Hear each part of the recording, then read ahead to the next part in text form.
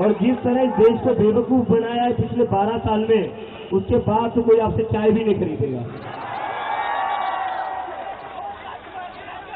और उसके बगल में फिर होम मिनिस्टर का समोसे का ठेला लगाना पड़ेगा होम मिनिस्टर को।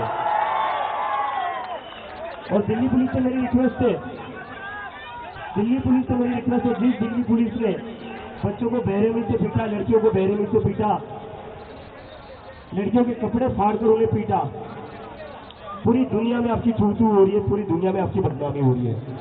फिर आप तो हो बदनामी के लायक, लेकिन आपकी वजह से इस देश की भी बदनामी हो रही है कि इस देश की कैसी पुलिस है। आपकी वजह से हमारे भारत देश का नाम बदनाम हो रहा है।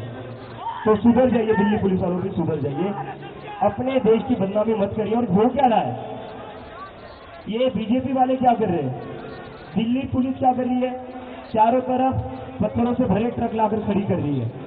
बीजेपी वाले अपने गुंडे भिजवाकर वही पत्थर दिल्ली पुलिस वालों पर फिकवा रही है। तो बीजेपी वाले पुलिस को पीट रही है, पुलिस हमें पीट रही है। तो पुलिस वालों, आप लोग भी थोड़ा दिमाग लगाओ।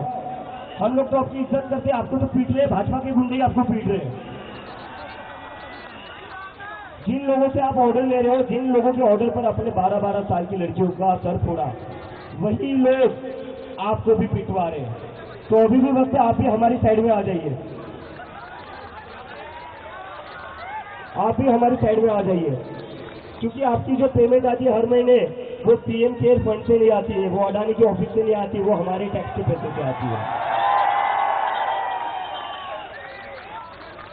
और आप किसी एक पार्टी की पुलिस नहीं हो, आप इस देश की पुलिस हो, आप किसी एक पार्टी की पुलिस नहीं हो। अगर आपको एक पार्टी की पुलिस बननी है तो जो खाकी वर्दी है, उस खाकी वर्दी को निकाल दीजिए, बीजेपी हेडक्वार्टर के सामने चले जाइए और वहां चिल्लाइए, मैं भी चौकीदार। खाकी वर्दी को बदनाम मत करिए, उस वर्दी की कोई इज्जत है। आपकी करतूतों के कारण, आपकी ब्रूटैलिटी के कारण, भाई थोड़ी देर पहले बढ़ा देते यार, ध्यान नहीं है यार बोलने में। तो आपकी ब्रूटैलिटी के कारण उस वर्दी पर दाग लग रहा है। मतलब मुझे तो ये समझ में आता है, जिन दिल्ली के पुलिस वालों ने 12-12 साल की लड़कियों के सर फोड़े, वो घर जाकर अपने बच्चों को क्या कहते होंगे। घर जाकर उनके बच्चों को लगता होगा पापा आज ड्यूटी से आए, पापा ने चोरों को पकड़ा होगा, पापा ने क्रिमिनल्स को पकड़ा होगा, पापा ने गुंडों को पकड़ा होगा। लेकिन पापा क्या करके आए, पापा 12 साल की बच्ची का सर फोड़कर आए। पापा क्या करके आए, पापा क्या करके आए, पापा लड़कियों के कपड़े फाड़कर उनको पीट रहे थे। पुलिस वालों के बच्चों को लगता होगा कि पापा तो हमारे हीरो है, लेकिन पापा ने जो 20 जुलाई को काम किया ना, वो गुंडों वाला काम है, वो हीरो वाला काम नहीं है। वेरी सॉरी टू से दिस। नहीं, पापा बिके हुए नहीं है, पापा की मजबूरी है, पापा की मजबूरी है। जो ऊपर से ऑर्डर आता है वो कैरी करना पड़ता है। लेकिन भले ही आपके ऊपर से जो भी ऑर्डर आए, कहीं ना कहीं आपको भी तो आपकी अंतरात्मा की सुननी पड़ेगी। कैसे आपका मन मान जाता है, कैसे आपका मन राजी हो जाता है 12 साल की लड़की का सर फोड़ने के लिए, कैसे आप तैयार हो जाते हो लड़कियों के कपड़े फाड़ने के लिए, कैसे? कहीं ना कहीं तो आपको भी सोचना चाहिए ना, ये ऑर्डर सही है या नहीं है। अगर आप में ये सोचने की भी एबिलिटी नहीं है कि ये ऑर्डर सही है या नहीं है, तो फिर इतनी पढ़ाई का क्या फायदा, जो पढ़ाई करके आप पुलिस में भर्ती हुए हो। आईटी सेल में ही चले जाते, बीजेपी में ही चले जाते, क्योंकि बिना पढ़ाई तो वहीं पर प्रमोशन ज्यादा होते हैं।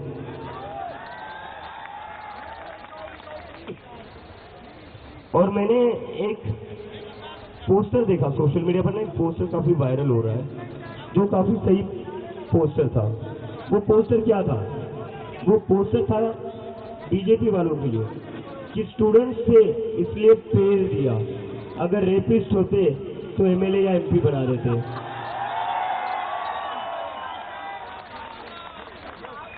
इस सरकार को तो स्टूडेंट से दिक्कत है ही, क्योंकि अगर बच्चे पढ़ लिख गए, बच्चे तो पढ़ते लिखते ही है, राजनेता पढ़ते लिखते नहीं है। इनके बच्चे भी मतलब आधे से ज्यादा इनके जो बच्चे हैं वो मेरे साथ ही बोस्टन में पढ़ते थे। इन सबके बीजेपी के जितने भी मिनिस्टर थे वो मेरे साथ ही बोस्टन में थे, कुछ लोग कोलंबिया न्यूयॉर्क में थे। और ये लोगों का क्या है, इनको तो नीट की एग्जाम देनी नहीं, इनको जेई की एग्जाम देनी नहीं, इनको वहीं पर सेटल होना है। और ये अपने देश भी तभी वापस आते हैं जब इनको एमएलए एमपी की टिकट मिल जाती है। चलो ठीक है, पापा का रिटायर होने का समय आ गया है, तो अब बेटा आगे घर बढ़ाएगा, बेटी जो पॉलिटिक्स आगे बढ़ाएगी। और जो बेटा इलेक्शन नहीं लड़ सकता उस बेटे को बीसीसीआई का अध्यक्ष बना देते हैं। तो पूरे देश के इंस्टीट्यूशंस को, पूरे देश को इन लोगों ने एक तरीके से प्राइवेट कंपनी बनाकर रखा है। लेकिन मेरे मन में ये सवाल है, प्राइवेट कंपनी का सीईओ कौन है? नरेंद्र मोदी जी है या अडानी जी है? आपने प्राइवेट कंपनी तो बना दी, लेकिन सीईओ कौन है ये भी थोड़ा बता दीजिए, क्योंकि बहुत सारा कंफ्यूजन रहता है। क्योंकि सारे टेंडर, सारे कॉन्ट्रैक्ट तो किसको मिलते हैं? किसको मिलते हैं? अब मोदी जी इतने सेल्फलेस तो हो नहीं सकते कि वो खुद का घाटा करके अदानी जी को सारे कॉन्ट्रैक्ट दे दे। देखिए मोदी जी, मैं यही कह रहा हूं आपको, धर्मेंद्र प्रधान का इस्तीफा ले लीजिए, वरना बहुत आगे जाएगी बात। फिर बात धर्मेंद्र प्रधान तक नहीं रहेंगी, आपके सारे काले चिट्ठे निकाले जाएंगे।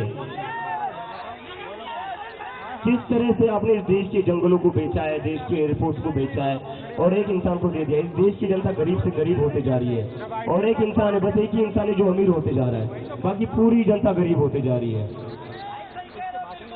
मोदी जी का तो क्या है, वो फकीर आदमी झोला उठाकर ले चलेंगे। लेकिन मुझे लगता है उनका वो झोला भी जो है ना, वो 10 लाख का होगा, जिस पर मोदी मोदी मोदी मोदी लिखा हुआ होगा। डिजाइनर झोला होगा, वो डिजाइनर झोला होगा। तो मोदी जी, मेरी आपसे फिर से रिक्वेस्ट है, धर्मेंद्र प्रधान का इस्तीफा ले लीजिए, वरना बात सिर्फ धर्मेंद्र प्रधान के इस्तीफे की नहीं रहेगी, बात आपके इस्तीफे पर भी आ जाएगी। और वो आएगी, जैसी आपकी हरकतें आएगी, वो इतना तो मैं आप लोगों को कहता तो आएगी बात। स्टूडेंट की सुन लीजिए, एक इनकॉम्पिटेंट, एक फेल्ड मिनिस्टर इस देश के करोड़ों स्टूडेंट से ज्यादा इंपॉर्टेंट नहीं हो सकता।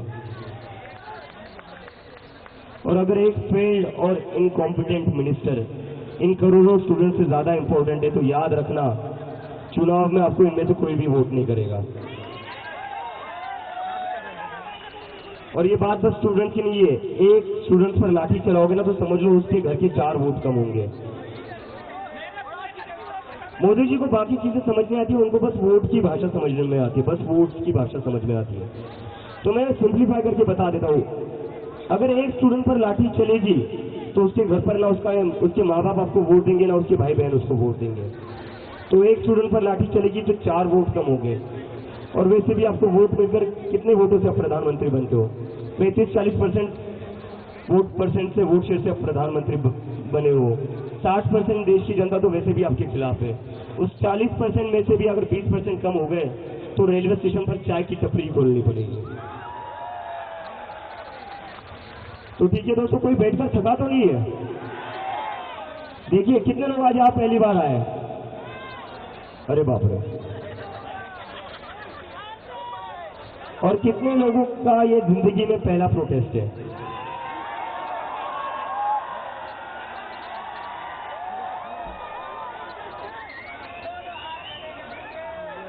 This is really nice, this is really nice. देखो, हमारे जो पहले वाले लोग थे उन्होंने थोड़ी गड़बड़ कर दी है, लेकिन हम जागरूक लोग हैं। मैं देख रहा हूं कैसे एक तरफ से दिल्ली पुलिस क्रूएल्टी करती है, ब्रूटैलिटी करती है, और उसके बदले में हम इस सरकार का मजाक उड़ा रहे हैं। यही करना है हमें अपनी तरफ से हाथ में उठाना है। हम पीसफुल लोग हैं, या नहीं है? हम महात्मा गांधी के रास्ते पर चलने वाले लोग हैं, या नहीं है? हम हिंसक लोग नहीं, हम गुंडे नहीं है। गुंडे कौन है? गुंडे बीजेपी वाले हैं। हम लोग यहाँ शांति से बैठे रहेंगे, और किसी को अगर लग रहा होगा कि हम कब तक बैठेंगे और यहाँ पर बैठे रहकर करना क्या है यार, ऐसे थोड़ी ना बैठे रहेंगे।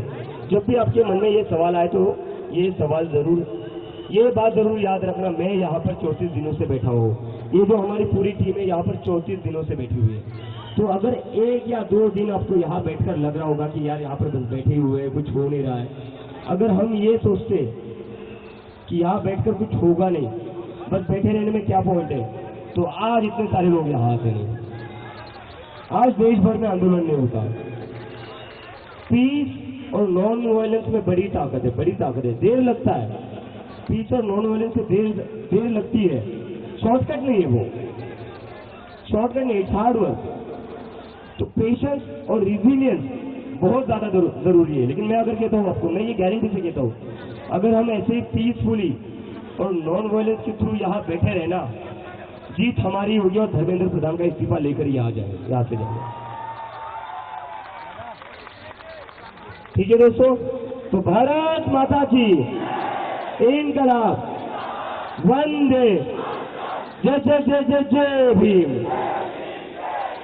Thank you very much. अभी मैं थोड़ा बैठ जाता हूँ, बहुत थका हुआ हूँ। जंतर मंतर पर जो हमारा धरना चल रहा है वो जारी रहेगा जब तक धर्मेंद्र प्रधान इस्तीफा नहीं देते। हम बहुत खुश है, we are very relieved. Sonam sir ने अपनी हंगर स्ट्राइक तोड़ दी है क्योंकि 26 से ज़्यादा दिन हो चुके थे। उनकी जान जो इस देश के लिए बहुत ज़्यादा कीमती है और हमारा जो प्रदर्शन है वो चलता रहेगा जब तक धर्मेंद्र प्रधान इस्तीफा नहीं।